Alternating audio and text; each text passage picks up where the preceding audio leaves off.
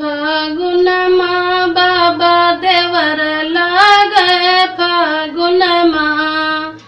फागुन माँ बाबा देवर लागे फागुन माँ।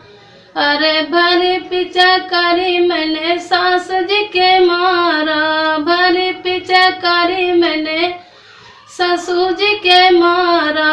फागुन माँ सासू सहेली लागे फागुन माँ। फागुन माँ सासू सहेली लागे फागुन माँ। फागुन माँ बाबा देवर लागे फागुन माँ। फागुन माँ बाबा देवर लागे फागुन माँ। अरे भरी पिचकारी जेठनी जी के मारा। भरी पिचकारी जेठनी जी के मारा।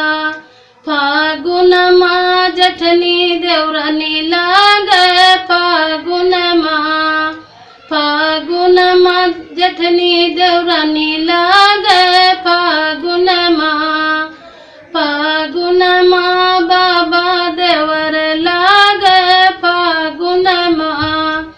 फागुन माँ बाबा देवर लागे फागुन माँ। अरे भरी पिचकारी में ननद जी के मारा। भरी पिचकारी में ननद जी के मारा। फागुन माँ ननदी दीवानी लागे फागुन माँ। फागुन माँ ननदी दीवानी लागे फागुन माँ। फागुन माँ बाबा देवर लागे फागुन माँ। फागुन माँ बाबा देवर लागे फागुन माँ। अरे भरी पिचकारी देवर जी के मारा। भरी पिचकारी देवर जी के मारा। फागुन माँ देवरा सजन लागे फागुन माँ। फागुन माँ देवर सजन लागे फागुन माँ। फागुन माँ बाबा देवर लागे फागुन माँ।